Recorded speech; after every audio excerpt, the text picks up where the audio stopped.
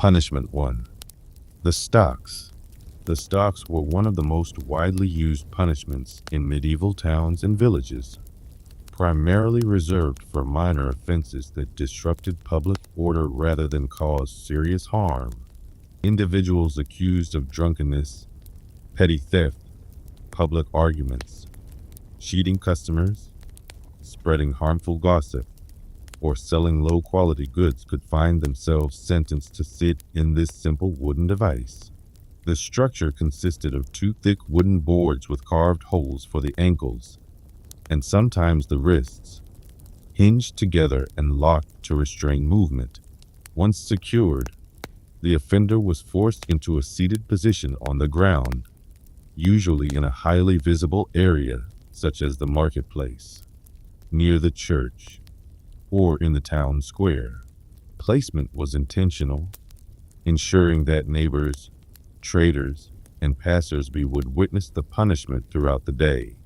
The physical discomfort came from remaining in a fixed position for hours, which caused stiffness, soreness, and fatigue, while exposure to cold, rain, or heat intensified the experience.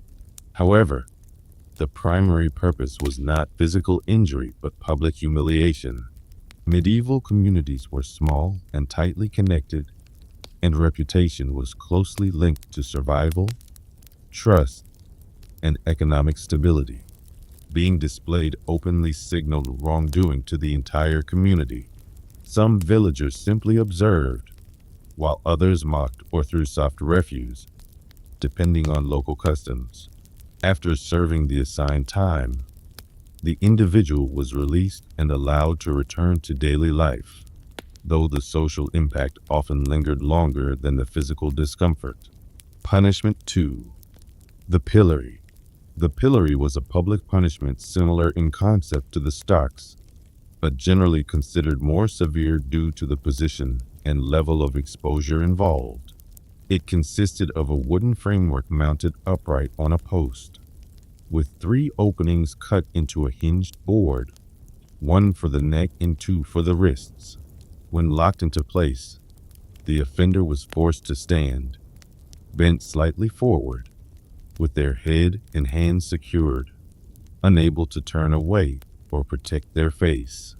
The pillory was commonly positioned in busy public areas such as marketplaces or town squares, where visibility was guaranteed and the flow of daily life continued uninterrupted around the restrained individual. This punishment was typically assigned for offenses viewed as dishonest or disruptive to public trust, including fraud, perjury, forgery, spreading false accusations, or deliberately selling defective goods. The physical strain came from standing for extended periods with arms extended and body weight unevenly distributed, causing muscle fatigue, joint pain, and discomfort. Exposure to weather conditions intensified the experience, as there was no shelter from sun, wind, or rain. However, like the stocks, the central objective was humiliation rather than execution. In many towns, onlookers were permitted to mock the offender or throw spoiled food in mud, though authorities sometimes intervened to prevent serious injury. In tightly connected medieval communities, where reputation determined livelihood and social standing, public exposure in the pillory could cause long-lasting damage beyond the hours spent confined in wood and iron. Punishment 3. Flogging. Flogging, also known as whipping, was a corporal punishment used throughout medieval Europe for a wide range of offenses, from theft and disorderly conduct to moral crimes and repeated violations of local laws. Unlike the stocks or pillory, which emphasized humiliation through exposure, flogging centered on physical pain as a visible expression of authority.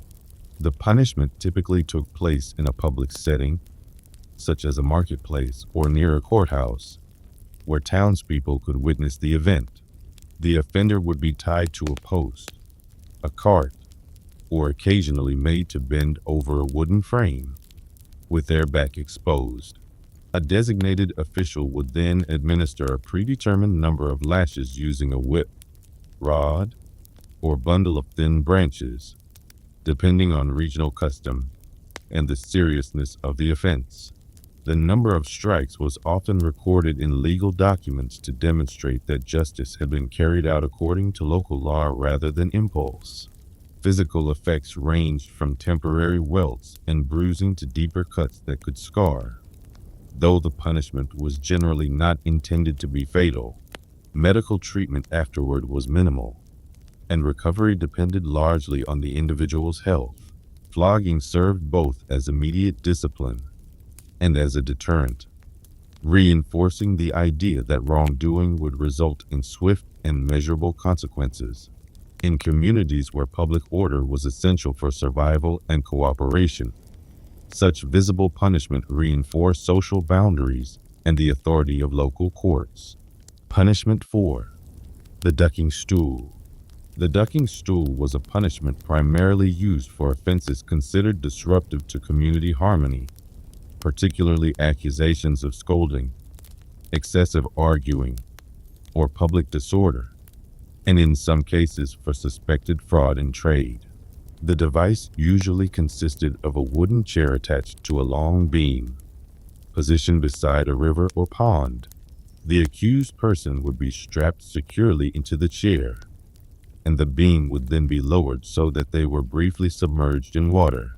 In some towns, the stool was mounted on wheels and paraded through the streets before reaching the water, increasing public visibility. The immersion itself was often repeated several times, depending on the judgment issued by local authorities. The experience was physically uncomfortable and could be frightening, especially in cold weather, as the sudden immersion caused shock and breathlessness. However, the intention was typically correction and humiliation rather than execution. The spectacle attracted onlookers, reinforcing the communal nature of medieval justice. As with many punishments of the period, reputation was central.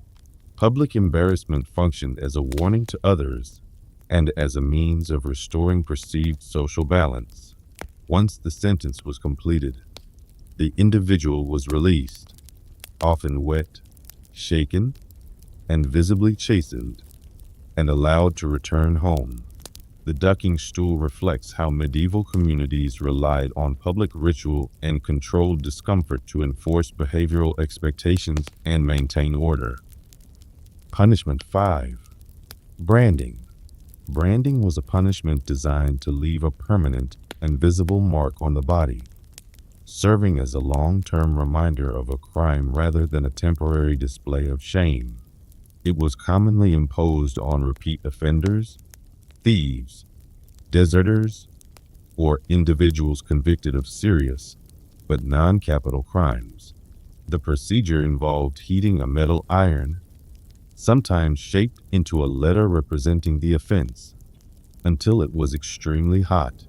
The offender would be restrained, and the iron was pressed briefly against the skin, usually on the hand, arm, or occasionally the face, depending on regional law.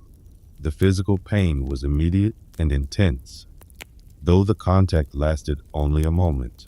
However, the burn could blister, scar permanently, and become infected due to limited medical knowledge and hygiene. Unlike punishments that ended once the sentence was served, branding extended its consequences into daily life. In small medieval communities where trust determined economic survival and social acceptance, a visible mark functioned as a public record of wrongdoing. It reduced anonymity and limited future opportunities, affecting work, reputation, and marriage prospects. Branding therefore combined physical suffering with enduring social consequences, reinforcing authority not only at the moment of punishment, but long afterward. Punishment 6. The tumbrel.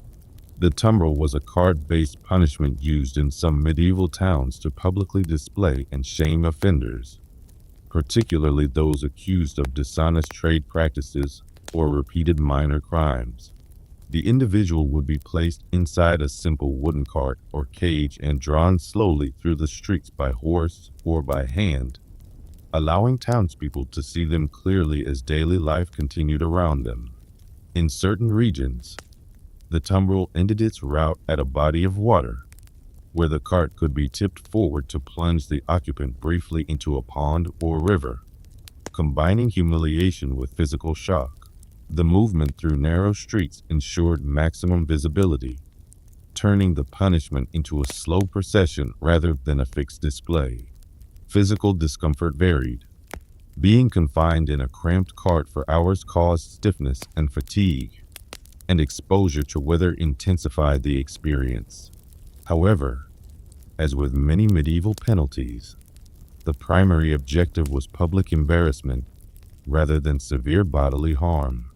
Reputation was central to economic survival, and being paraded through one's own community marked the offender as unreliable or disruptive. Once the procession ended, the person was released and allowed to return home, though the memory of the public display often lingered far longer than the physical discomfort itself. Punishment 7. The scold's bridle.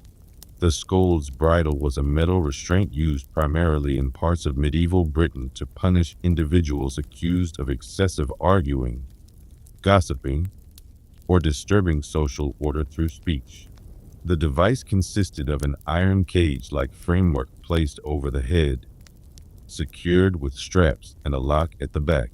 Inside the frame was a flat metal plate or spike that pressed down on the tongue, preventing the wearer from speaking without pain. Once fastened, the person could not talk clearly, and any attempt to do so caused discomfort. The punishment was often carried out publicly, with the offender either led through the streets or made to stand in a visible location for a set period of time. The physical strain came from the weight of the iron, restricted head movement, and irritation inside the mouth. Extended use could cause sores or minor injuries. However, the primary intention was symbolic control rather than physical harm. In tightly connected medieval communities, speech carried influence, and authorities viewed disruptive words as a threat to social harmony. By visibly silencing the offender, the punishment reinforced behavioral boundaries. After the allotted time, the bridle was removed, but the public humiliation often left a lasting effect on reputation and social standing. Punishment 8. Hand amputation. Hand amputation was a severe penalty imposed for serious crimes, most commonly theft, particularly in cases of repeated offenses or significant property loss. In medieval legal systems, where maintaining order and protecting property were central concerns, harsh visible punishments were intended to deter others. The sentence was usually delivered publicly to demonstrate authority and reinforce the consequences of criminal behavior. The condemned individual would be restrained, and the hand, often the right hand, was removed using a sharp blade or heavy cutting instrument.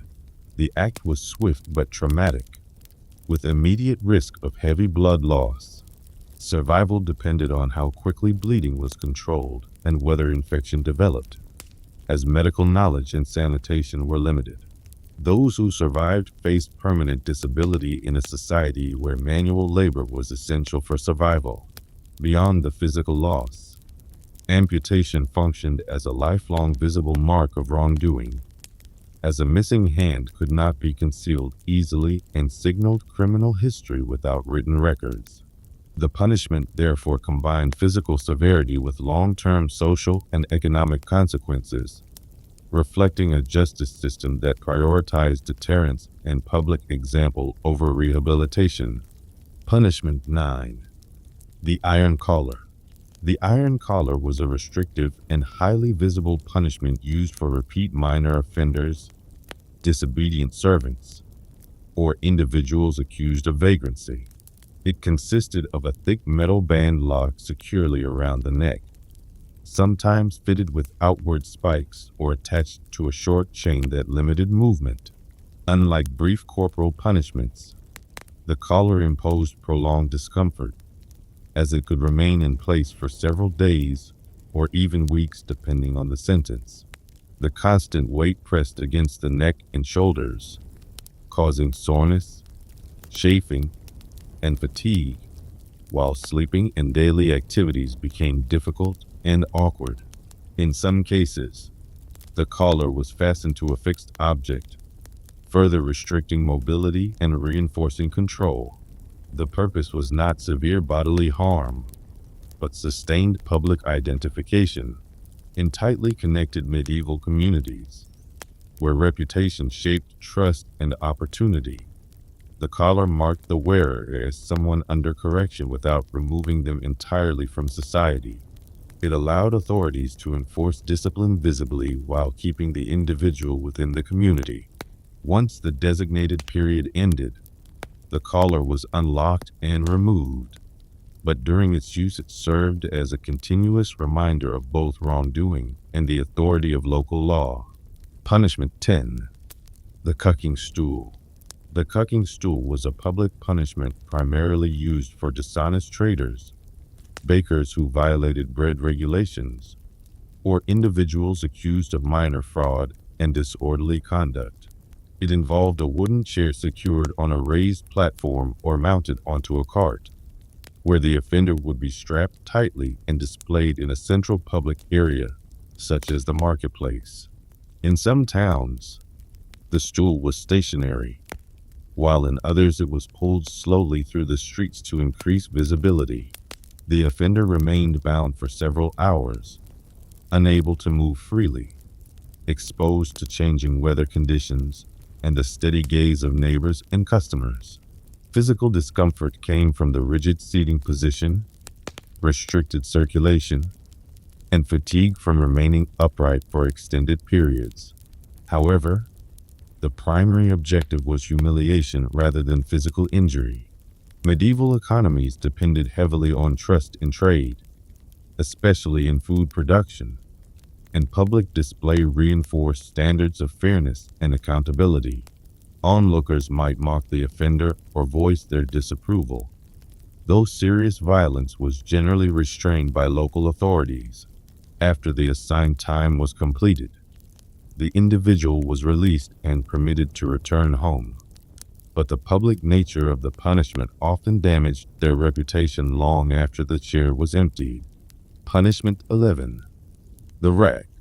The rack was a torture device used primarily during interrogations rather than as a routine public sentence, but it formed part of medieval judicial practice in certain regions, particularly when authorities sought confessions for serious crimes such as treason or conspiracy. The device consisted of a wooden frame with rollers at each end to which the victim's wrists and ankles were bound. As the rollers were turned, the body was gradually stretched, placing extreme tension on the limbs and joints. The process was controlled and incremental, allowing interrogators to increase pressure slowly. The physical effects included severe pain in the shoulders, hips, and knees, dislocation of joints, and tearing of ligaments if extended far enough. Unlike executions, the rack was not designed primarily to kill, but to extract information or force admission of guilt. Its use reflected a legal culture in which confession was often considered essential for conviction. The psychological strain was as significant as the physical suffering, as the anticipation of further stretching could compel compliance before permanent injury occurred. While not universally used across all medieval societies, the rack became a symbol of harsh judicial methods where authority prioritized confession and state security over bodily preservation. Punishment 12. The gibbet cage. The gibbet cage was a post-execution punishment used to display the body of a convicted criminal as a public warning. After execution, often by hanging, The corpse was placed inside a metal cage shaped roughly to the human form and suspended from a tall wooden post in a visible location such as a crossroads, hilltop, or near a town entrance.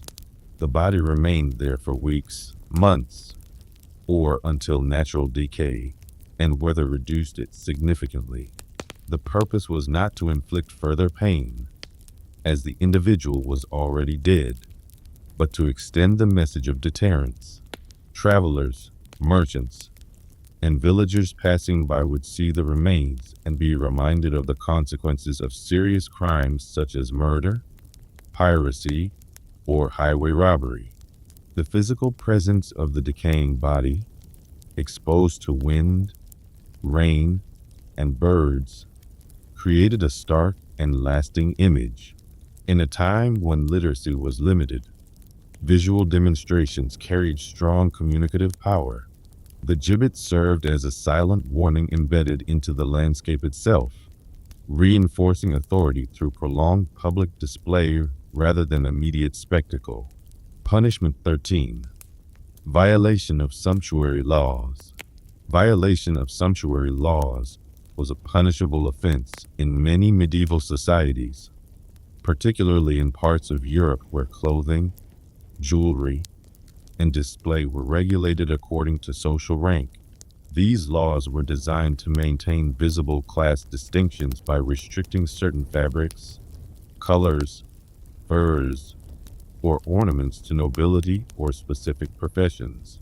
If a merchant, artisan, or peasant wore garments considered above their station, they could face fines, confiscation of the clothing, or public humiliation. Enforcement varied by region, but local officials sometimes inspected markets and gatherings to ensure compliance.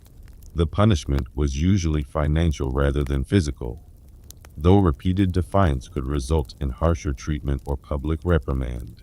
The purpose was not simply control of fashion, but preservation of social hierarchy, which was viewed as essential to order and stability. In medieval communities, appearance signaled identity, wealth, and authority, and visible boundaries between classes were considered necessary. Punishing violations reinforced the idea that status was regulated by law, not personal choice, and that social mobility had limits defined by custom and authority. Punishment 14. The Iron Maiden. The Iron Maiden is often described as a tall, coffin-shaped metal cabinet lined on the inside with spikes, into which a condemned person would be placed before the door was closed. According to later accounts, the spikes were arranged to pierce the body without causing immediate death, prolonging suffering. However, historians debate the widespread medieval use of this device, and many surviving examples date from much later periods or were constructed for exhibition rather than actual judicial practice. Whether used rarely or largely symbolic in later storytelling, the concept reflects the medieval association of punishment with confinement and physical intimidation. If employed, the victim would have been unclothed in darkness, unable to move, with the psychological terror of the unclosed space compounding physical injury. The device represents how later generations imagined medieval justice as harsh and mechanical, even if documented evidence for routine use is limited. In historical context, the Iron Maiden functions as much as a cultural symbol of extreme punishment as it does a verified legal instrument. Punishment 15. The stocks with placard. In some medieval towns, the basic punishment of the stocks was intensified by adding a written or illustrated placard that described the offender's crime. While the wooden frame restrained the ankles in the usual seated position, a board was hung around the neck or positioned above the head stating offenses such as theft, fraud, or public disorder. In regions where literacy was limited, symbols or simple drawings were sometimes used to communicate the nature of the wrongdoing. This addition transformed the punishment from general humiliation into specific accusation, ensuring that every passersby understood exactly why the individual was being displayed. The physical discomfort remained similar to ordinary use of the stocks, involving stiffness, exposure to weather, and fatigue from prolonged immobility. However, the reputational damage could be greater because the charge was publicly identified rather than assumed. In tightly structured medieval communities, where trust and honor influenced trade and social relationships, clearly labeling the offense reinforced accountability. After the allotted time passed, the placard was removed and the offender released. But the clarity of the accusation often made the social consequences more enduring than the hours spent confined. Punishment 16. The hair shaving. Hair shaving was a punishment used in various medieval communities to impose visible humiliation without causing permanent physical injury. It was often applied to individuals accused of moral offenses, adultery, prostitution, collaboration with enemies, or other behaviors considered socially dishonorable. The offender's head would be shaved publicly, sometimes partially to create an uneven or deliberately embarrassing appearance. In some cases, eyebrows were removed as well, increasing the visibility of the penalty. The act itself caused little physical pain beyond minor cuts or irritation, but the psychological and social impact was significant. In medieval society, hair was closely connected to identity, modesty, and status, particularly for women. Removing it symbolized disgrace and loss of honor. Because regrowth required time, the punishment extended beyond the public event, marking the individual visibly for weeks or months. Unlike corporal punishments that inflicted injury, hair shaving relied almost entirely on social consequences. It allowed authorities to enforce moral standards while avoiding severe bodily harm. Yet it could still damage reputation, marriage prospects, and standing within the community. Punishment 17.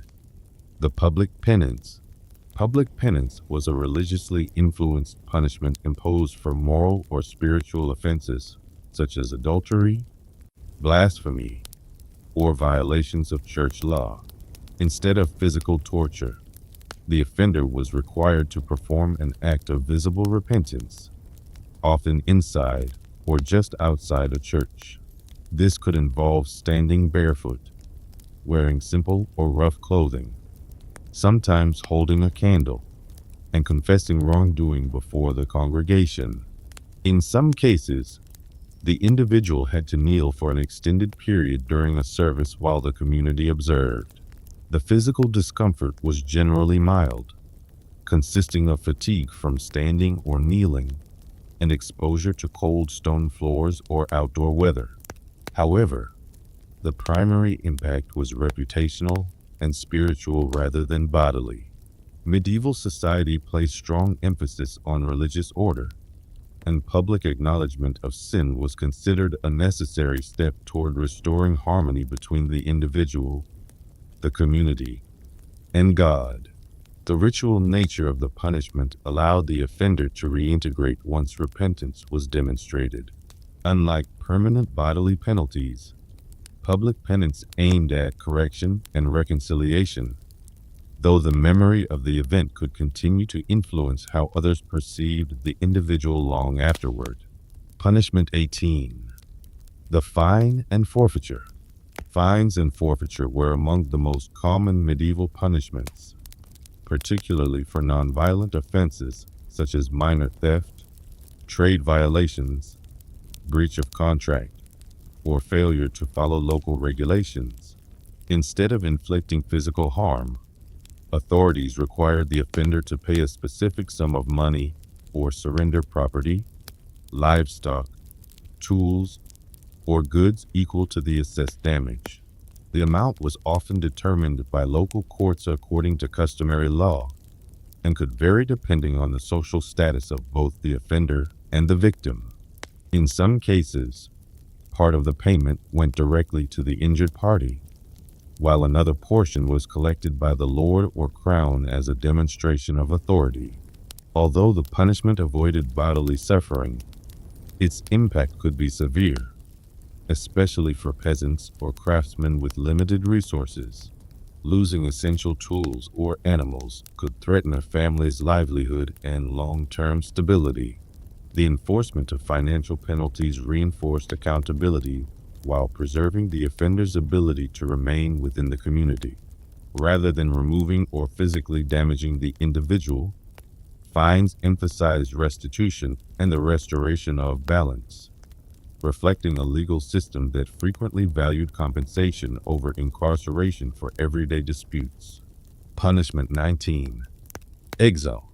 Exile was a punishment that removed an individual from their community rather than inflicting direct physical harm. It was imposed for serious disputes, repeated criminal behavior, political conflict, or actions considered too disruptive for continued coexistence. The sentenced person was ordered to leave the town, region, or lord's territory within a specified time and was forbidden to return without permission.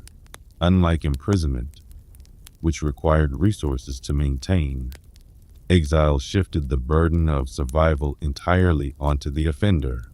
In medieval society, where protection, trade, and livelihood were closely tied to local relationships, being expelled meant losing access to land, work, family support, and legal protection. The physical hardship depended on circumstance. Some exiles relocated to neighboring towns, while others faced uncertainty, poverty, or danger on the road. The punishment functioned as both removal and warning, demonstrating that persistent disorder would not be tolerated. It also protected the community by eliminating the perceived source of conflict. Although exile avoided mutilation or execution, its long-term consequences could be severe, as survival outside established networks was difficult. In this way, exile relied on social isolation as its primary mechanism of discipline rather than physical injury. Punishment 20. Imprisonment in the dungeon. Imprisonment in a dungeon was less common in the early medieval period than public or corporal punishments, but it was used in certain cases, particularly for awaiting trial, holding political prisoners, or detaining individuals who could not pay fines. Dungeons were typically located beneath castles or fortified buildings, constructed of stone with minimal light and limited ventilation. Conditions varied depending on status and region, but many cells were cold, damp, and sparsely furnished, sometimes containing only straw on the floor. Food and water were provided at basic levels, often sufficient for survival but not comfort. Unlike modern prisons designed for long-term sentences, medieval imprisonment was frequently temporary, serving as confinement until a judgment, ransom, or alternative penalty was arranged. However, extended detention could occur, especially in cases involving debt or political rivalry. The physical effects included weakness, illness due to poor sanitation, and psychological strain from isolation and darkness. Imprisonment removed the individual from public life rather than displaying them within it, marking a shift from visible humiliation to controlled confinement. Although not always as visibly dramatic as other punishments, time in a dungeon could be physically and mentally exhausting, reinforcing authority through restriction rather than spectacle. Punishment 21. The tarring. Tarring was a humiliating punishment in which an offender's body, or sometimes only the head, was covered with hot tar or pitch as a public mark of disgrace. The substance was heated until thick and sticky, then applied to the skin or clothing while still warm, though not always boiling. Feathers were occasionally added afterward, increasing visibility and ridicule. though this practice became more widely documented in later periods. The physical discomfort depended on the temperature of the tar. It could cause burns, skin irritation, and painful removal once hardened, even when applied carefully to avoid severe injury. The substance clung to hair and skin, requiring time and effort to clean. The primary objective was public humiliation rather than execution. In tightly connected communities, visible degradation signaled that the individual had violated social norms. The spectacle often attracted crowds, reinforcing collective judgment. Once the event ended, the offender was released, but the lingering residue and social memory extended the punishment beyond the immediate moment. Punishment 22. The bilbos. The bilbos were iron restraints used to confine individuals by securing their ankles to a metal bar, limiting movement while keeping them upright or seated. Unlike the wooden stocks, bilbos were portable and made entirely of iron, often used on ships, in garrisons, or in holding areas where stronger restraint was required. The offender's legs were locked into hinged iron rings connected by a central rod, preventing walking and allowing only minimal shifting of position. This punishment was typically applied to prisoners awaiting trial, soldiers accused of disobedience, or individuals considered a flight risk.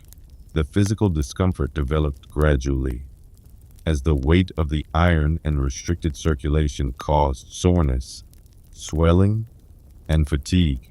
Extended confinement could result in numbness or skin irritation where the metal pressed against the ankles. The purpose was restraint rather than spectacle, though in some settings the restrained individual remained visible to others as a sign of discipline. Bilbos reflected a practical approach to control, prioritizing secure immobilization over theatrical humiliation.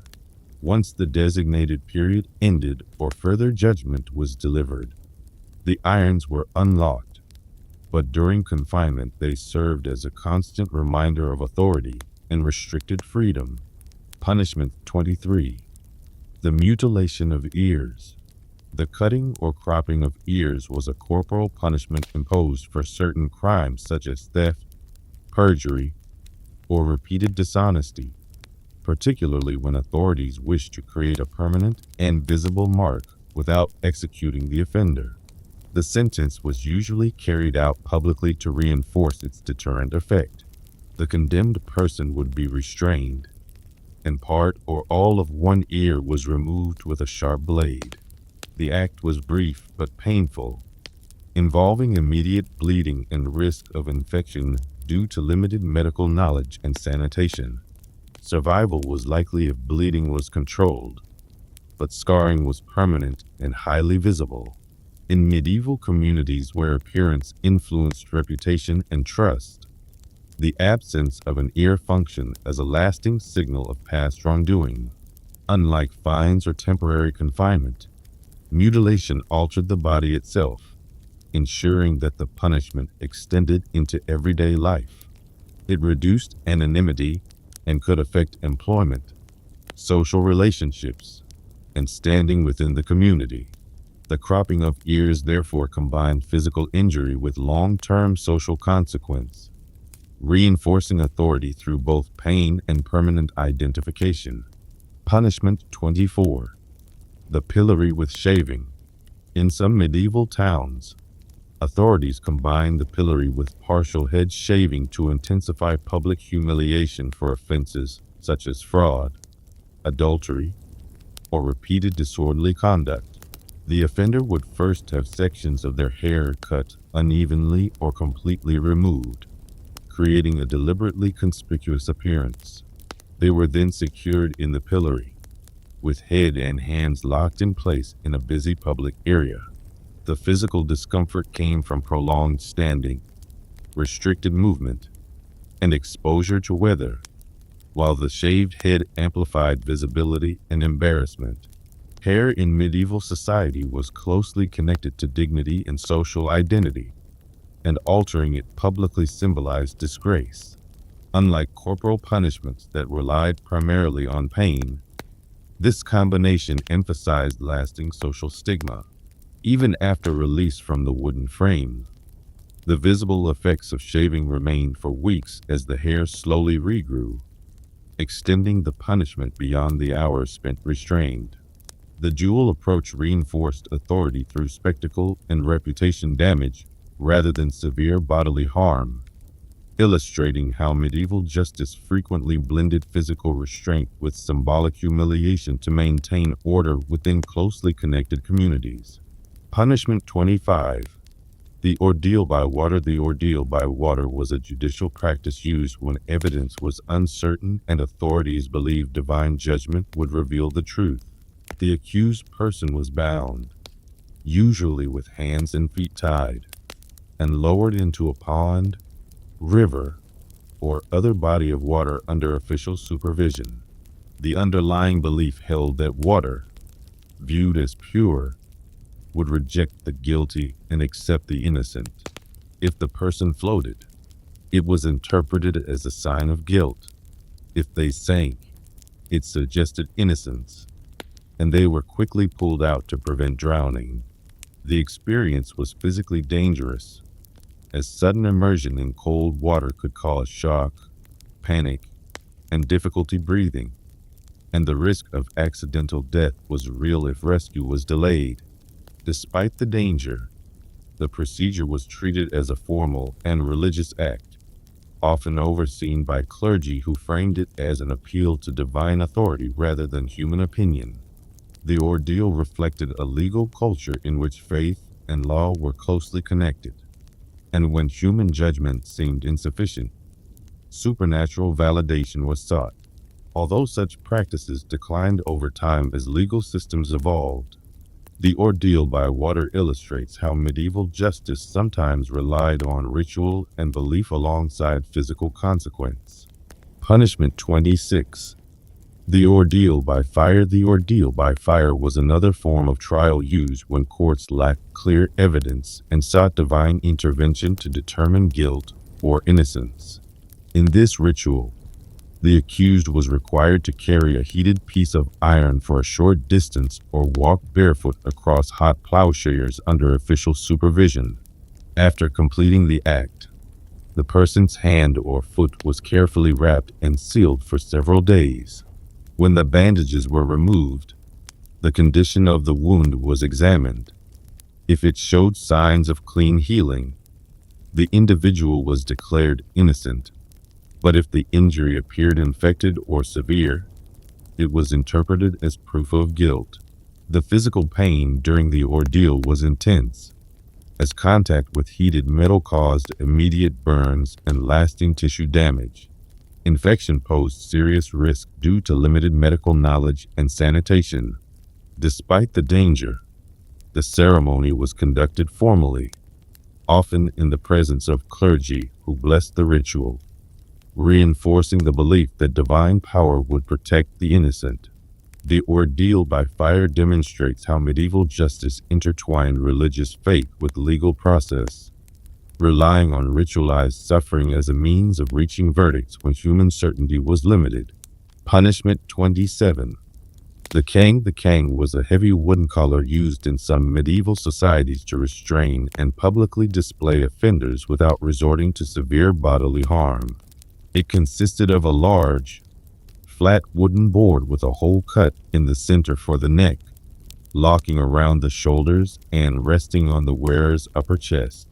The device was often wide and heavy enough to prevent the person from feeding themselves, requiring assistance even for basic needs.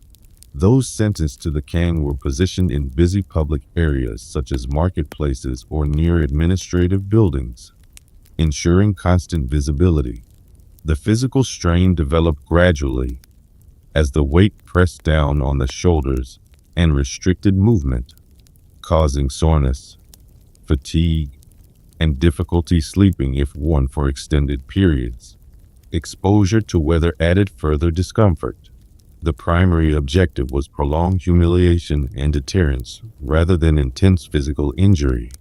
By immobilizing the head and limiting mobility, authorities created a visible symbol of discipline that could remain in place for days.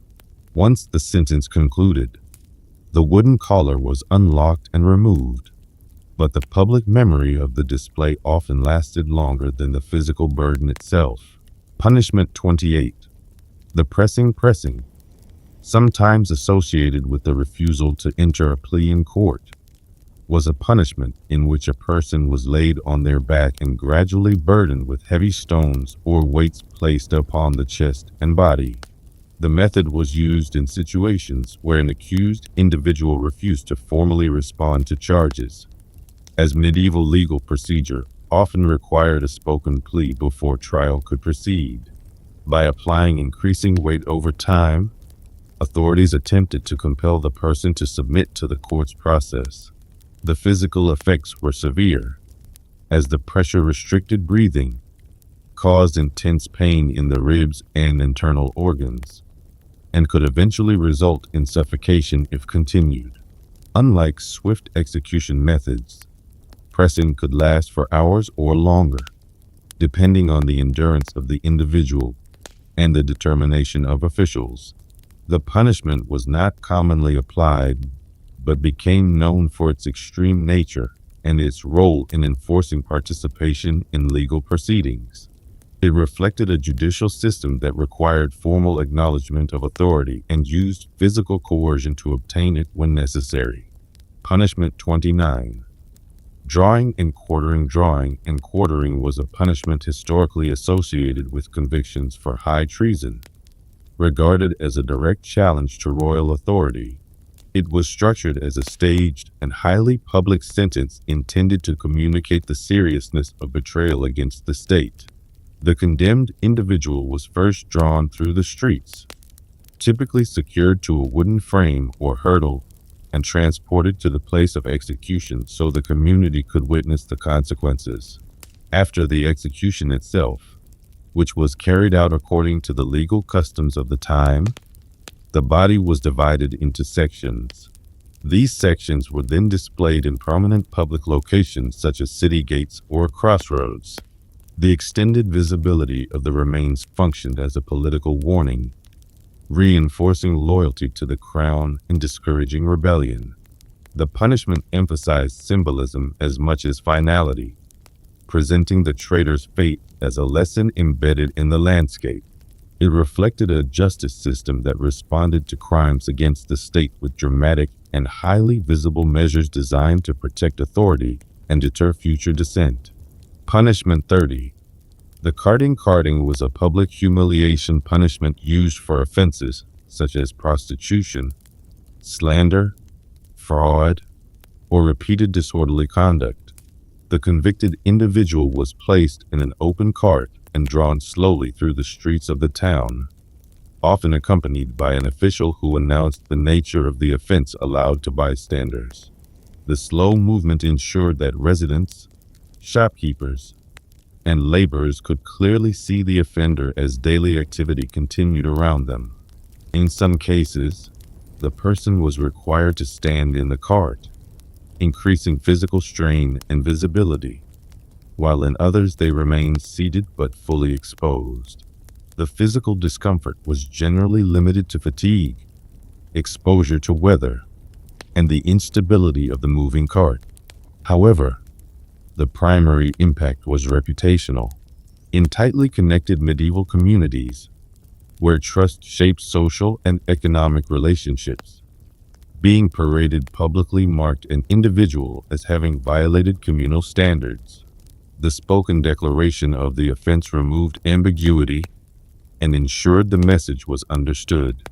After the procession ended, the offender was released, but the memory of the event often lingered within the community. Carting therefore functioned as a mobile form of public censure, combining movement, visibility, and social judgment rather than severe bodily harm. Punishment 31. The sanctuary abjuration. Sanctuary abjuration was a legal process applied to individuals accused of serious crimes who sought refuge inside a church. Medieval law in certain regions recognized the right of sanctuary, allowing the accused temporary protection within sacred space. However, this protection was limited. After a fixed number of days, the individual was required to confess to the crime and formally swear an oath to leave the kingdom or region permanently. This oath, known as abjuration, was taken before officials, after which the person was assigned a specific route to travel toward a designated port. They were expected to depart without delay and were forbidden from deviating from the path. If they returned without permission, they could face harsher penalties. The punishment avoided immediate execution, but imposed forced exile under strict supervision. Physically, the hardship depended on the journey itself, which could involve long travel on foot with limited resources. Socially, the consequences were severe, as the individual lost protection, property rights, and community ties. Sanctuary abjuration reflected a legal compromise between mercy and authority, allowing removal of the accused while preserving the sanctity of religious law and reinforcing territorial control. Punishment 32. The mortification of the flesh. Mortification of the flesh was a religiously influenced form of self-inflicted punishment or imposed penance intended to discipline the body as a means of spiritual correction. While often voluntary within monastic settings, it could also be assigned as part of religious penance for moral or spiritual offenses. The practice involved controlled physical discomfort, such as wearing coarse garments made of hair or rough fabric against the skin, prolonged fasting, or repetitive kneeling on hard surfaces. The intention was not permanent injury, but the cultivation of humility and repentance through bodily restraint. In cases where authorities imposed such penance, it was usually overseen by clergy and framed as a path toward spiritual restoration rather than public humiliation. The physical effects included skin irritation, fatigue, and weakness from reduced food intake, but the emphasis remained on discipline and self-denial rather than spectacle. Unlike punishments designed to shame or permanently mark the body, mortification operated within a religious framework that viewed temporary suffering as corrective and purifying. It reflected the deep connection between law, morality, and faith in medieval society, where maintaining spiritual order was considered as important as preserving civil stability. Punishment 33. The confiscation of property. Confiscation of property was a legal penalty imposed for serious crimes such as treason, rebellion, or major financial offenses, as well as for unpaid debts in some cases.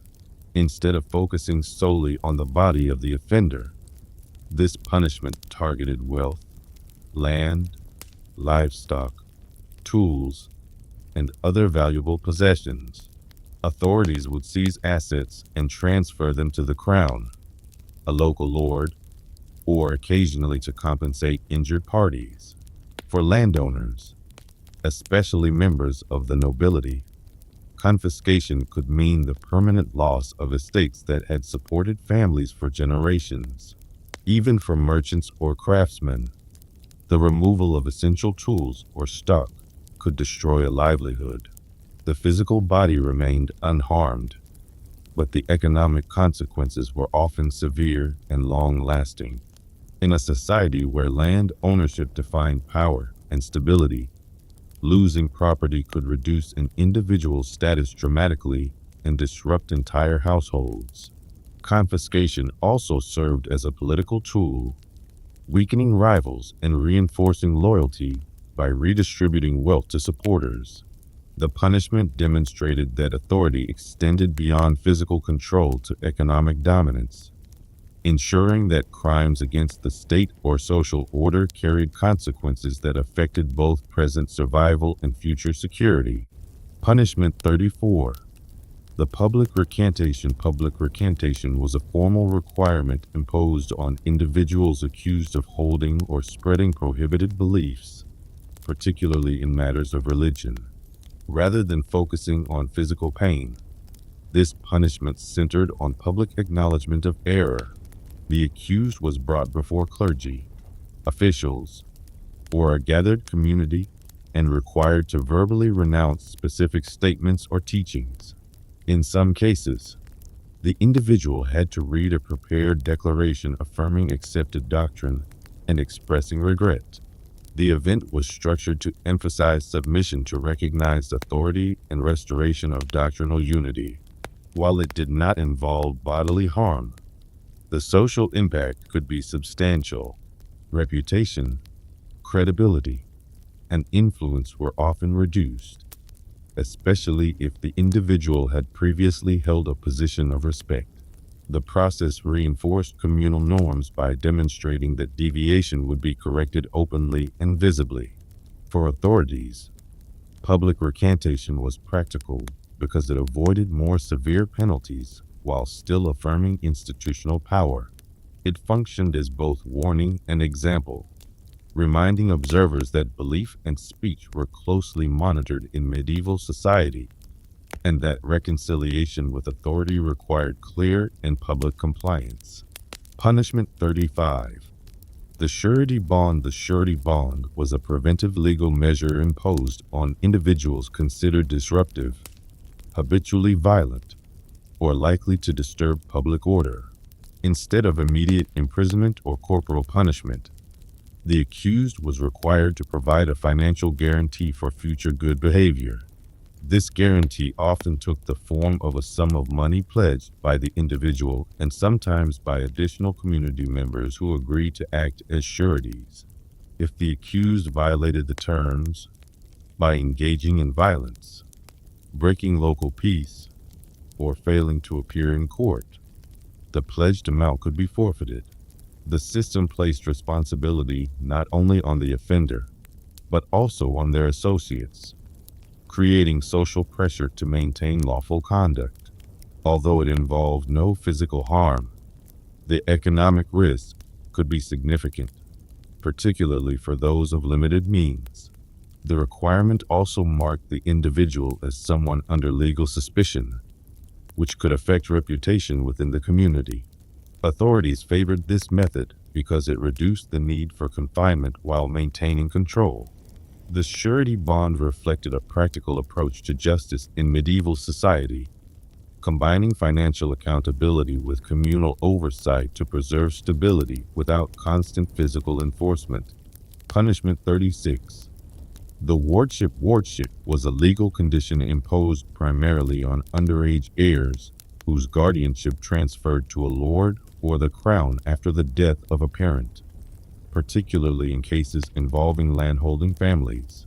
While not always framed as punishment in the modern sense, it functioned as a consequence tied to feudal obligation and could carry restrictive effects. When a minor inherited property, the overseeing authority assumed control of the estate and the child's upbringing until the heir reached legal adulthood. During this period, the guardian managed lands, collected revenues, and sometimes arranged marriages that benefited their own political or financial interests. The young heir had limited control over personal or economic decisions. Although there was no physical suffering involved, the loss of autonomy and family direction could be significant. The arrangement reinforced hierarchical authority by ensuring that landholding families remained tied to higher powers. Wardship demonstrated how medieval justice and governance extended into family structure and inheritance, blending legal supervision with social control. It reflected a system where property, loyalty, and lineage were closely monitored, and where authority exercised influence through guardianship as well as direct punishment. Punishment 37. The branding with a mark. Branding with a mark was a judicial penalty intended to create a permanent visible sign identifying an individual as having committed a specific offense. It was often applied to repeat offenders, those convicted of theft, or individuals who had previously escaped harsher punishment. The process involved heating a metal stamp and pressing it briefly against the skin, usually on a hand, shoulder, or other exposed area. The mark could represent a letter associated with the crime.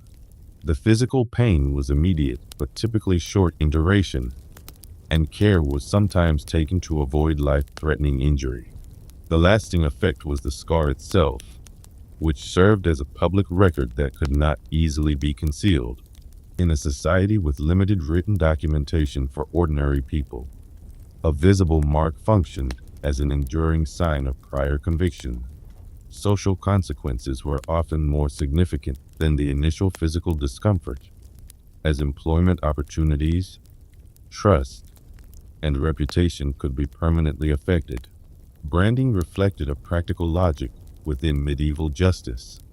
It reduced the need for repeated imprisonment, while creating a continuing warning both to the individual and to the wider community. Punishment 38.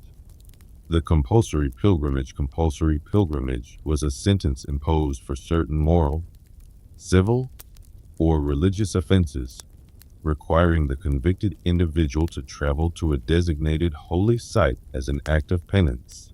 Instead of confinement or corporal discipline, authorities ordered the offender to undertake a journey that could last weeks or months, depending on the distance.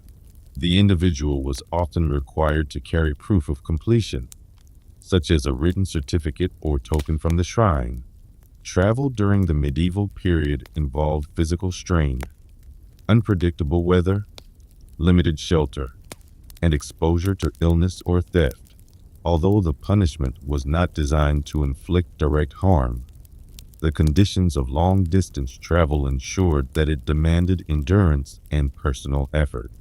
The experience also removed the individual temporarily from their community, disrupting daily routines and social connections.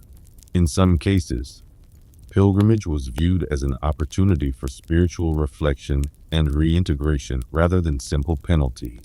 Authorities favored it because it combined correction with religious observance, reinforcing shared belief systems while avoiding harsher physical measures. Compulsory pilgrimage reflected the close relationship between justice and faith, using movement and devotion as instruments of discipline. Punishment 39. The ducking stool. The ducking stool was a public disciplinary device primarily used for offenses considered disruptive to community harmony, such as repeated quarrels, market fraud, or disturbances. The accused was secured to a wooden chair attached to a long beam, which functioned like a lever. The structure was positioned beside a pond or river. Once fastened in place, the individual was lowered into the water and raised again, sometimes more than once, depending on local custom or the seriousness of the offense. The immersion was brief and controlled, intended to avoid fatal outcomes. The physical sensation involved sudden cold, disorientation, and the discomfort of soaked clothing, but it was generally not designed to cause lasting injury. The greater impact was public visibility. The event typically occurred in a central location where residents could observe the process, reinforcing communal standards of conduct. Authorities used the ducking stool as a corrective measure that combined mild physical discomfort with symbolic cleansing. It conveyed the message that disruptive behavior would be addressed openly and restored through visible discipline, maintaining order without extended imprisonment. Punishment 40. The treadmill labor. Treadmill labor was a form of enforced physical work introduced in the later medieval and early modern periods in certain regions as a structured penalty for minor crimes and repeated offenses. The device consisted of a large rotating cylinder fitted with steps, resembling an oversized wheel laid horizontally. Convicted individuals were required to step continuously on the moving surface, causing it to turn. The motion could power grinding mechanisms or other simple machinery, though in many cases it served primarily as a means of sustained exertion. The labor was repetitive and physically demanding, often lasting several hours a day under supervision. While it did not involve deliberate injury, the strain on legs, back, and joints could be considerable, particularly over extended sentences. The punishment aimed to instill discipline through controlled effort rather than public spectacle. It also aligned with the belief that idleness contributed to disorder, so structured work was seen as corrective. Treadmill labor reflected a gradual shift toward punishments that emphasized regulated productivity and bodily endurance instead of direct corporal measures, reinforcing authority through routine, supervision, and physical repetition. Punishment 41.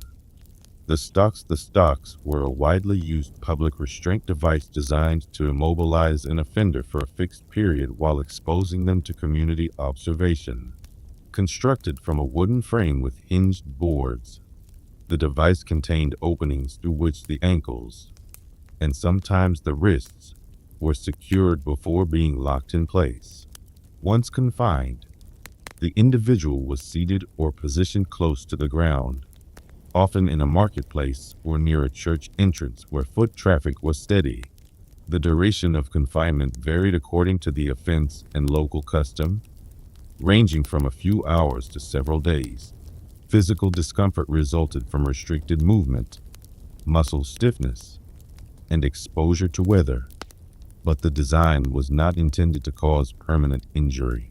The more significant element was visibility. Passersby could observe, comment, or simply witness the consequence of misconduct, reinforcing shared standards of behavior. Authorities favored the stocks because they required minimal supervision and avoided the expense of prolonged imprisonment. The punishment functioned as a measured response to minor crimes, combining temporary restraint with public accountability and demonstrating that order would be maintained through visible and structured discipline. Punishment 42. The iron collar. The iron collar was a restrictive device fastened securely around the neck of an offender as a form of controlled confinement and identification. Unlike short-term restraints used only during transport, this collar could be worn for extended periods, sometimes attached by a chain to a fixed point such as a wall, post, or heavy structure. In other cases, it functioned as a portable marker, visibly signaling that the wearer was under punishment or supervision. The metal construction limited comfort, causing stiffness in the neck and shoulders, especially when worn continuously. Although it was not intended to cause direct injury, prolonged use could lead to fatigue and irritation due to weight and friction. The psychological effect was often more significant than the physical one. The collar was difficult to conceal, making the individual's status immediately recognizable within the community. This visibility reinforced authority and discouraged flight, as removal without permission would be treated as an additional offense. The iron collar demonstrated how medieval justice combined restraint, symbolism, and practicality. It imposed control without necessarily resorting to severe corporal measures, yet it maintained a constant reminder of legal authority and social accountability. Punishment 43. The house arrest. House arrest functioned as a controlled form of confinement in which an individual was ordered to remain within their home or designated property for a specified period. Unlike imprisonment in a public jail, this measure restricted movement without removing the person entirely from familiar surroundings. It was often applied to individuals of social standing, officials awaiting judgment, or those accused of lesser offenses where authorities judged that strict supervision was sufficient. The terms could include prohibition from receiving visitors, conducting business, or leaving without explicit permission. In some cases, guards or appointed witnesses ensured compliance.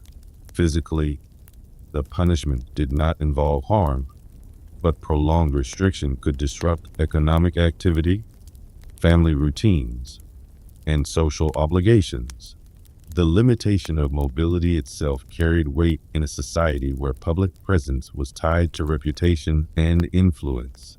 House arrest reflected a pragmatic approach to discipline, reserving harsher penalties for more severe crimes while still demonstrating legal authority. It allowed officials to maintain order, prevent interference with investigations, and assert control without the expense or visibility of imprisonment. The measure emphasized regulated isolation rather than spectacle, reinforcing obedience through structured limitation rather than direct physical force. Punishment 44. The public oath of good behavior. The public oath of good behavior was a formal requirement imposed on individuals accused of repeated disturbances, minor violence, or ongoing disputes within the community. Rather than applying physical restraint or economic seizure, authorities required the accused to stand before local officials and witnesses to swear a binding promise to maintain peace. The oath was typically spoken aloud in a structured setting, such as a town hall or churchyard, emphasizing its seriousness. In many cases, the individual also provided guarantors who pledged financial penalties if the promise was broken. The act of swearing publicly carried significant weight in medieval society, where oaths were tied closely to moral, legal, and religious obligation. Breaking such a declaration risked not only further legal consequences, but also reputational damage. The punishment imposed no bodily harm, yet it reinforced accountability through collective awareness. It served as a warning that misconduct had been formally recorded, and that future violations would invite stronger measures. This practice reflected a legal culture that relied heavily on personal honor and communal oversight, using spoken commitment as an enforceable tool for preserving order. Punishment 45. The sumptuary restriction. Sumptuary restriction was a legal penalty that limited an individual's right to wear certain types of clothing, fabrics, colors, or decorative items as a consequence of misconduct or social violation. Medieval societies maintained detailed rules governing appearance, often linking garments to rank, profession, or moral standing. When imposed as punishment, the restriction required the offender to adopt simpler attire or to avoid materials associated with higher status. The change in dress acted as a visible signal within the community, marking reduced privilege without physical harm. In some cases, individuals convicted of financial dishonesty or moral offenses were forbidden from displaying jewelry or fine textiles for a set period. The physical impact was minimal, but the social effect could be considerable, especially in a culture where clothing communicated authority and identity. By regulating outward appearance, authorities reinforced hierarchical boundaries and demonstrated that behavior could directly influence social standing. Sumptuary restriction reflected a form of symbolic discipline, operating through controlled presentation rather than bodily force. It illustrated how medieval justice extended into daily life, using regulated visibility to preserve order and reinforce accepted distinctions. Punishment 46. The market ban. The market ban was a civic penalty that prohibited an individual from participating in commercial activity within designated trading areas for a specified period. In medieval towns, markets were central to economic survival and social interaction. Exclusion from this space restricted the ability to buy, sell, or negotiate goods openly. The punishment was commonly imposed for fraudulent trade practices, repeated disputes, or violations of local commercial regulations. Officials would formally declare the ban, and market overseers were responsible for enforcement. Physically, the sanction caused no direct harm, but its economic consequences could be substantial, particularly for merchants and craftsmen who depended on regular trade. The loss of access disrupted income, reduced visibility among customers, and weakened professional reputation. In smaller communities, where economic networks were tightly connected, exclusion also carried social implications, signaling mistrust. Authorities favored the market ban because it applied targeted pressure without resorting to confinement or corporal measures. It reinforced fair dealing standards and emphasized that participation in communal economic life required adherence to shared rules. Punishment 47. The night curfew order. The night curfew order was a restrictive measure requiring an individual to remain indoors during specified evening and nighttime hours. It was imposed on those suspected of repeated disturbances, theft, or conduct that tended to occur after dark. Medieval towns often regulated nighttime movement generally, but when applied as punishment, the order was directed specifically at one person. Local officials announced the restriction formally, and watchmen or appointed neighbors monitored compliance. The individual was expected to extinguish lights, cease travel, and avoid public spaces once the curfew bell had rung. Physically, the sanction involved no harm, yet it significantly limited freedom of movement and social activity. In communities where evening gatherings and trade could extend into late hours, enforced absence reduced both opportunity and visibility. Violating the order could lead to heavier penalties, including fines or confinement. Authorities relied on curfew orders because they were economical and preventative, aiming to reduce risk rather than respond after further misconduct. The measure demonstrated how medieval justice used controlled limitation of mobility to maintain order, combining supervision with personal accountability rather than physical punishment. Punishment 48. The apprentice revocation. Apprentice revocation was a penalty that terminated an individual's formal training agreement within a craft or trade guild due to misconduct, negligence, or violation of guild rules. In medieval towns, apprenticeship contracts governed years of structured learning under a master craftsman.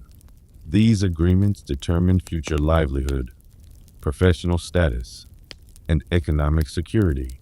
When revoked as punishment, the apprentice lost the legal right to continue training within that guild, and in some cases was barred from seeking similar instruction elsewhere. The decision was typically made by guild officials after a formal hearing or review of complaints. Although no physical harm was involved, the practical consequences were significant. Without completion of apprenticeship, advancement to journeyman or master status became unlikely, limiting long-term employment prospects. Social standing within the urban community could also decline, as guild membership was closely tied to reputation. Authorities and guild leaders used revocation to preserve discipline, protect trade standards, and deter disruptive behavior. The penalty reflected how medieval justice operated not only through bodily restraint, but also through control of professional opportunity, reinforcing order by regulating access to economic advancement. Punishment 49. The letter of public notice. The letter of public notice was a formal written declaration issued by local authorities to announce an individual's offense and its consequences to the wider community. In towns where literacy was limited, the document was often read aloud in a central location, such as a marketplace or church entrance. The purpose was not to inflict physical discomfort, but to ensure that the misconduct became part of the public record. The notice could describe the violation, the judgment delivered, and any conditions imposed for future conduct. Once proclaimed, it reinforced communal awareness and discouraged others from similar actions. For the individual concerned, the primary effect was reputational. Public identification could influence trade relationships, social trust, and standing within guilds or neighborhood networks.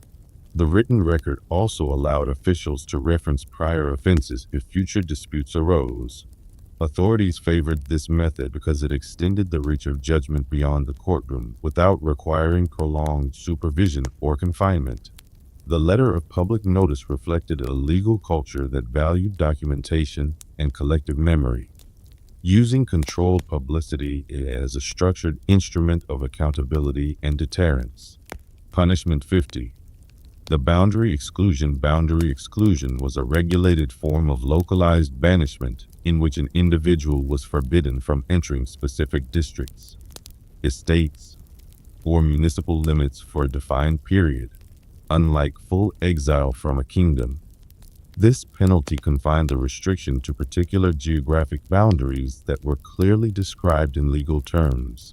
It was commonly applied in cases involving repeated disputes within a neighborhood, conflicts between rival groups, or misconduct tied to a specific marketplace or parish. Officials would formally declare the restricted area, and the individual was expected to avoid crossing its limits without authorization. The punishment did not involve physical harm, yet it disrupted routine movement, economic activity, and established social relationships. In tightly organized medieval communities, exclusion from a familiar district could significantly reduce influence and opportunity. Enforcement relied on communal observation, as residents were aware of the declared restriction. Violating the boundary order could lead to stronger penalties, including fines or detention. Authorities employed this measure as a preventative tool, aiming to reduce tension and maintain stability by separating individuals from environments where conflict had previously occurred. Punishment 51. The guild fine. The guild fine was a monetary penalty imposed by a craft or merchant guild upon one of its members for breaching internal regulations. Medieval guilds maintained strict standards governing quality of work, pricing practices, apprenticeships, and conduct within the marketplace. When a member violated these rules, such as producing substandard goods, undercutting agreed prices, or ignoring collective decisions, the guild leadership could summon the individual before a council of masters. After review, a fine was assessed according to established statutes. The amount varied depending on the seriousness of the infraction and the member's standing. Although the punishment involved no bodily harm, the financial burden could be substantial, especially for smaller craftsmen. Repeated refusal to pay might lead to suspension or expulsion, which carried broader professional consequences. The fine reinforced discipline within the trade while preserving unity and reputation. By resolving misconduct internally, guild authorities reduced the need for external courts and demonstrated that economic communities could regulate themselves. The guild fine illustrates how medieval justice operated through layered systems of oversight, where professional organizations exercised structured authority parallel to civic law. Punishment 52. The pledge of hostage. The pledge of hostage was a conditional measure requiring an individual accused of serious misconduct or involved in a political dispute to provide a family member or close associate as a temporary guarantor of compliance. Rather than immediate detention of the accused, authorities retained the designated person under supervised custody to ensure fulfillment of obligations such as payment of fines, surrender of property, or adherence to negotiated terms. The hostage was typically treated according to status and was not subjected to deliberate harm, as their safety functioned as leverage rather than as punishment in itself. However, confinement limited freedom of movement and placed psychological strain on both parties. The arrangement created strong incentive for the accused to meet agreed conditions promptly. In feudal and urban contexts where written enforcement mechanisms were limited, personal bonds carried significant weight. The pledge of hostage reflected a justice system grounded in relational accountability, using controlled custody as assurance rather than spectacle. It demonstrated how authority extended beyond the individual offender, binding families and allies into the structure of responsibility while maintaining order without immediate corporal measures. Punishment 53. The public procession of apology. The public procession of apology was a ceremonial form of penance imposed for offenses that disrupted communal harmony or challenged authority. Rather than confinement or physical injury, the sentence required the individual to move through designated streets in a structured procession, often accompanied by officials or clergy. The offender might carry a symbol related to the wrongdoing, such as a candle, document, or simple sign acknowledging fault. The route typically passed through prominent areas to ensure visibility. Upon reaching a final location, the individual delivered a spoken apology or affirmation of corrected conduct. The physical demands were limited to walking and standing, yet the social dimension was central. The act acknowledged wrongdoing before neighbors and reaffirmed submission to accepted norms. Because reputation and honor held considerable importance in medieval communities, such visibility carried weight beyond the brief duration of the event. Authorities used the procession to restore balance without imposing harsher penalties, combining accountability with reintegration. The punishment demonstrated how medieval justice relied on structured ceremony and collective observation to reinforce standards, while allowing the offender to resume ordinary life after compliance. Punishment 54. The trade license suspension. Trade license suspension was a formal prohibition preventing an individual from practicing a specific occupation for a designated period due to misconduct, negligence, or breach of regulation. In medieval towns, many professions, such as milling, brewing, or operating a market stall, required recognized permission from civic authorities or guild leadership. When violations occurred, officials could temporarily withdraw that authorization. The decision was typically recorded in municipal registers, and enforcement relied on inspections and oversight by appointed officers. The punishment caused no physical injury, yet its economic consequences could be substantial. Without legal permission to operate, the individual's primary source of income was interrupted, sometimes affecting dependents and apprentices as well. The suspension also signaled diminished trust, which could persist even after restoration of rights. Authorities favored this measure because it applied direct pressure without confinement or corporal discipline, aligning consequences closely with the nature of the offense. Trade license suspension illustrates how medieval governance combined legal oversight with economic regulation, ensuring that professional activity remains subject to communal standards and structured accountability. Punishment 55. The surety of the peace. The surety of the peace was a legal obligation imposed on individuals believed likely to disturb public order through threats, disputes, or repeated aggressive conduct.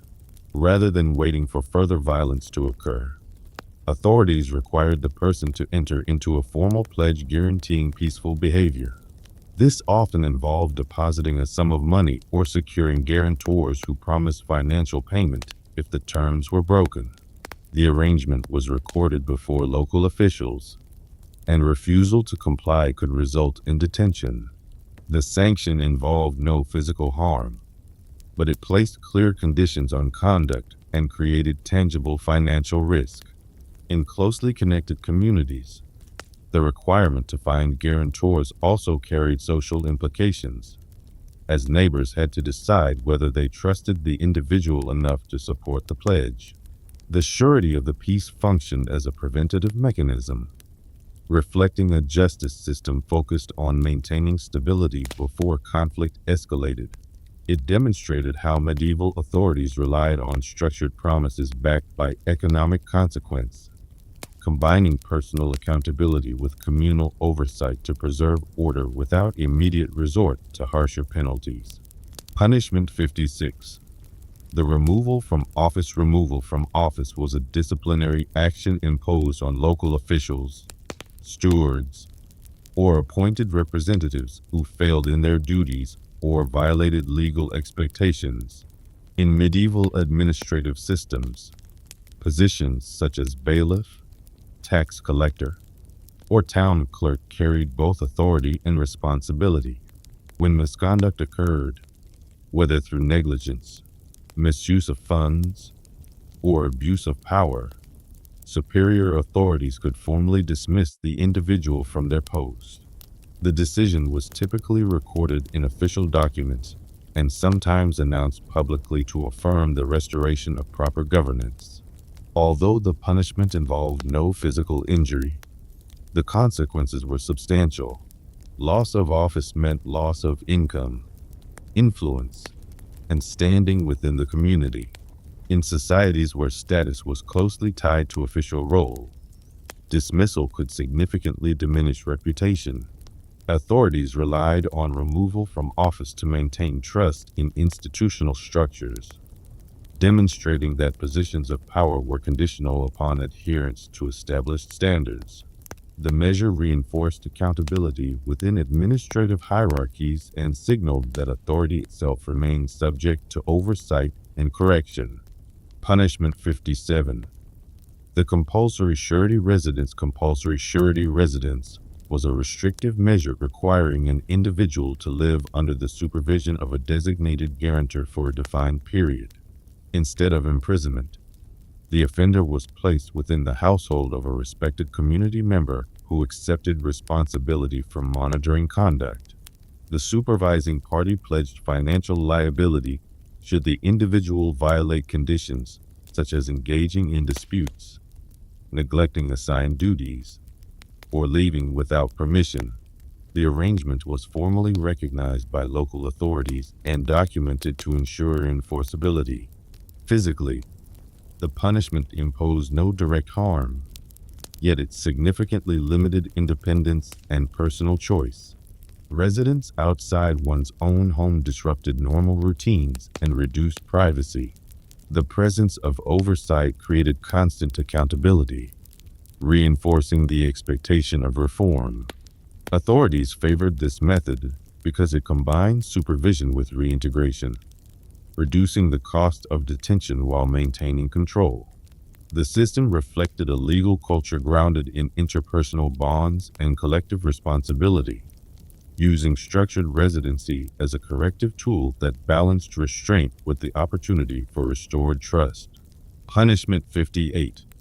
The toll prohibition. Toll prohibition was a commercial restriction imposed on individuals who violated trade regulations, transport laws, or local agreements governing the movement of goods. Medieval towns and territories frequently relied on toll systems at bridges, gates, and roads to regulate commerce and generate revenue. When a merchant was found to have evaded payment, falsified declarations, or disrupted established routes, authorities could revoke their right to pass through certain toll points. This meant that the individual's goods could be denied entry, seized temporarily, or redirected unless special permission was granted. The punishment involved no bodily harm, yet it directly affected economic activity, restricted access to trade routes, limited profit, delayed transactions, and reduced competitive standing. In regions where geography shaped commerce, losing passage rights could significantly disrupt livelihood. Enforcement depended on gatekeepers and toll officials who maintained records of the prohibition. Authorities used this measure to preserve fiscal order and ensure compliance without resorting to physical confinement. Toll prohibition illustrates how medieval justice extended into infrastructure and movement, applying economic leverage as a structured and calculated response to commercial misconduct. Punishment 59. The written bond of conduct. The written bond of conduct was a formal legal instrument requiring an individual to document a promise of lawful behavior under specified conditions. Unlike a simple spoken oath, this bond was recorded in writing and witnessed by officials or respected members of the community. It outlined obligations such as refraining from certain disputes, maintaining agreed boundaries, or fulfilling financial duties. The document often included a stated penalty, commonly a sum of money, that would become payable if the terms were violated. Although no physical punishment was applied at the time of issuance, the existence of the written agreement created ongoing accountability. In a period when documentation increasingly shaped legal authority, the bond served as enforceable evidence of commitment. Failure to comply could lead to fines, seizure of property, or temporary detention. The measure was preventative in nature, designed to reduce future conflict through structured obligation. Authorities favored written bonds because they combined legal clarity with economic consequence, reinforcing order through documentation rather than direct bodily discipline. Punishment 60. The conditional pardon. The conditional pardon was a structured act of clemency granted by a ruler or authorized official, allowing an offender to avoid harsher penalties under clearly defined terms. Rather than removing consequences entirely, the pardon suspended or reduced punishment provided that the individual fulfilled specific obligations. These conditions could include military service, payment of restitution, departure from a disputed region, or continued good behavior for a fixed duration. The decision was formally recorded to prevent ambiguity and to ensure that violation of the terms would reactivate the original sentence. Physically, the measure imposed no immediate harm, yet it placed the individual under continued legal scrutiny. The privilege of pardon underscored the authority of the granting power, reinforcing hierarchical control while demonstrating measured mercy. In societies where loyalty and service were central to governance, conditional pardons allowed rulers to convert potential disorder into structured obligation. The practice reflected a justice system that balanced discipline with political calculation, using regulated forgiveness as a means of maintaining stability and reaffirming sovereign authority. Punishment 61. The Public Surety Declaration. The Public Surety Declaration was a formal proceeding in which an accused individual was required to stand before officials and witnesses to acknowledge responsibility for maintaining lawful conduct under communal observation. Unlike a private agreement, this declaration was delivered openly in a civic or ecclesiastical setting to ensure transparency. The individual affirmed commitment to specific behavioral conditions, often supported by named guarantors who pledged financial liability should the terms be broken. The declaration was entered into local records, creating an official reference for future disputes. Although no physical hardship was imposed, the act carried reputational implications. Public acknowledgement of scrutiny signaled that prior behavior had raised concern. The requirement to secure guarantors also reflected the degree of trust the community was willing to extend. Authorities used this method as a preventative measure, emphasizing accountability without resorting to confinement or corporal discipline. The Public Surety Declaration illustrates how medieval legal systems relied on collective awareness and documented obligation to preserve order through structured commitment rather than physical coercion. Punishment 62. The temporary land seizure. Temporary land seizure was a legal measure by which authorities assumed control over an individual's property for a fixed period as a consequence of misconduct, unpaid obligations, or breach of feudal duty. Unlike permanent confiscation, this penalty suspended the owner's rights without fully transferring title. During the period of seizure, revenues from the land, such as rents, harvest yields, or associated tolls, were collected by the crown, a lord, or designated officials. The owner could not legally manage, lease, or profit from the estate until the sanction was lifted. The punishment involved no direct bodily harm, yet its economic and social impact could be substantial, particularly in agrarian societies where land formed the foundation of wealth and status. Dependents, tenants, and workers were also indirectly affected by the change in oversight. Authorities favored temporary seizure as a calculated response that applied pressure while leaving room for restoration upon compliance. The measure reinforced hierarchical authority by demonstrating that property rights were conditional upon adherence to legal and feudal responsibilities, integrating economic control into the broader structure of medieval justice. Punishment 63. The obligation of restitution. The obligation of restitution required an offender to compensate a victim directly for loss or damage caused by an unlawful act. Rather than emphasizing bodily punishment, this measure focused on material repair and restoration of balance. The amount owed was determined by local custom, court assessment, or negotiated settlement, and could include payment in coin, livestock, goods, or labor. In cases of theft, the value of the stolen item was often repaid in multiple amounts to reflect both loss and breach of trust. Failure to fulfill the obligation could result in additional fines or temporary detention. The punishment did not involve physical injury, yet it imposed financial responsibility that could strain resources over time. Restitution was particularly practical in communities where maintaining working relationships was essential. By directing compensation to the injured party rather than solely to authorities, the system aimed to restore stability and prevent cycles of retaliation.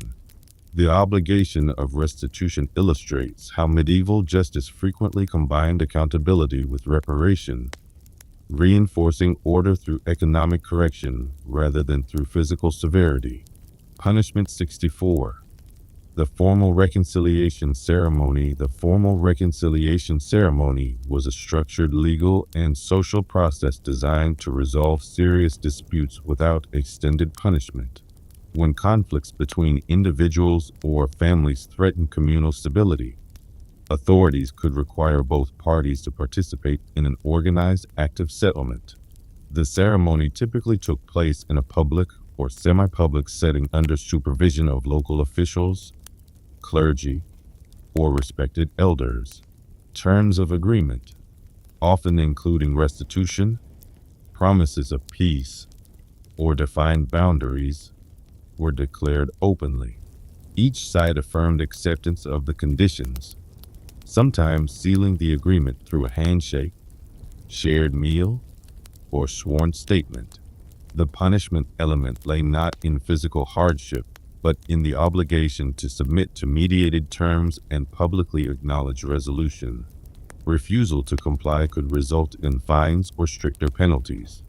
The ceremony reinforced social cohesion by preventing ongoing retaliation and restoring predictable order. Authorities valued reconciliation because it reduced the need for prolonged enforcement while reaffirming their role as arbiters. This practice illustrates how medieval justice relied heavily on structured public acknowledgement to transform conflict into regulated settlement, prioritizing communal stability over continued dispute. Punishment 65. The restriction of inheritance rights. Restriction of inheritance rights was a legal penalty that limited or delayed an individual's ability to claim property, titles, or financial assets that would otherwise pass through family succession. It was typically imposed in cases involving disloyalty, serious breach of duty, or actions that brought legal disrepute upon a household. Rather than confiscating all property permanently, authorities could suspend the offender's claim, redirect a portion of inheritance to another relative, or place the estate under supervised management. The measure did not involve physical harm, yet its long-term consequences could be significant. In medieval society, inheritance determined economic stability, political influence, and family continuity. Limiting access to it directly affected status and future security. The decision was often recorded in formal documents to prevent later disputes. Authorities used this penalty to reinforce expectations of loyalty and lawful conduct within familial and feudal structures. By linking behavior to succession rights, the system emphasized that privilege depended upon responsibility. Restriction of inheritance rights demonstrates how medieval justice extended into generational planning, applying structured economic pressure without immediate bodily punishment. Punishment 66. The obligation of public service. The obligation of public service required an offender to perform supervised labor or civic duties for the benefit of the community as a consequence of minor offenses or repeated disturbances, rather than confinement or corporal discipline. Authorities directed the individual toward structured tasks, such as repairing roads, maintaining public buildings, cleaning common spaces, or assisting in communal projects. The duration and intensity of service depended on the nature of the offense and local regulations. Although the work could be physically demanding, it was not intended to cause injury. Its purpose was corrective and restorative, reinforcing the idea that disruption of order should be balanced by contribution to collective welfare. In smaller towns, performance of such duties was often visible to neighbors, subtly reinforcing accountability without formal humiliation. Authorities favored this measure because it required minimal expense while producing tangible benefit.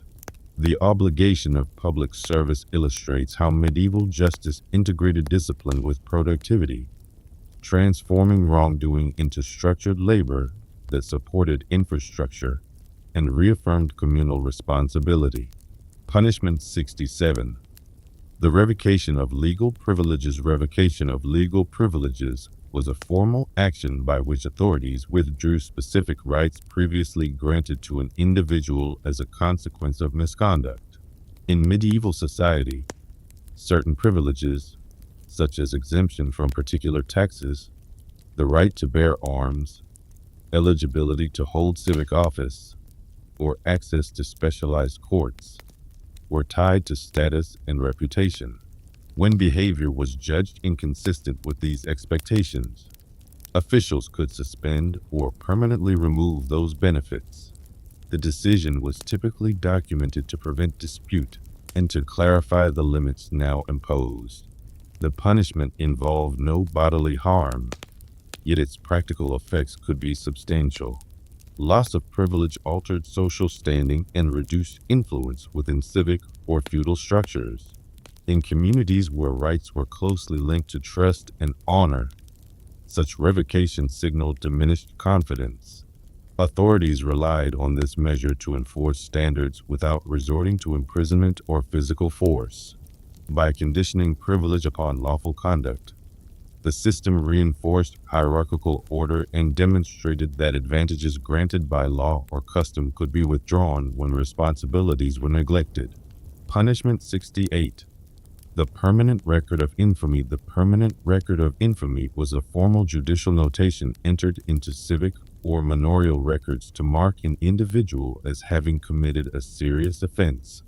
Unlike temporary public exposure, this measure created a lasting administrative entry that could influence future legal proceedings. Courts maintained rolls, registers, or account books where judgments were recorded. When labeled as infamous, a person's credibility in future disputes could be weakened, particularly in matters requiring sworn testimony. The punishment involved no physical harm, yet its enduring impact lay in reputation and legal standing. In societies where oral testimony and personal honor carried significant weight, an official record of prior wrongdoing could shape how neighbors, guilds, or authorities responded to later accusations. The entry remained accessible to officials, functioning as institutional memory. Authorities favored this practice because it required no ongoing supervision while preserving accountability over time. The permanent record of infamy illustrates how medieval justice increasingly relied on documentation to reinforce order. extending consequences beyond immediate sentencing into the structure of future legal interactions. Punishment 69.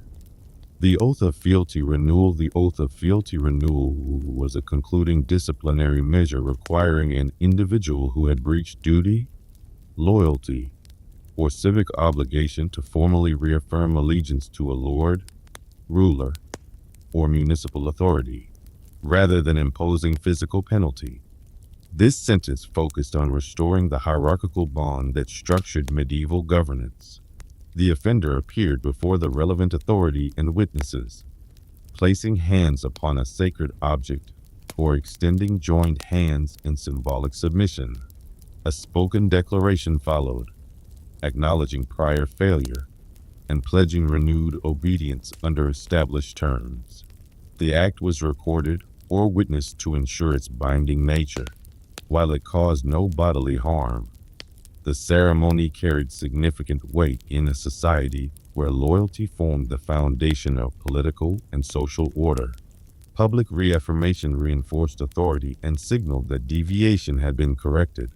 Violation after renewal could result in far harsher consequences, as the individual would then be judged to have broken a solemn and repeated pledge. The oath of fealty renewal illustrates how medieval justice concluded certain matters not through force, but through structured recommitment, restoring stability by reasserting the central relationship between authority and subject.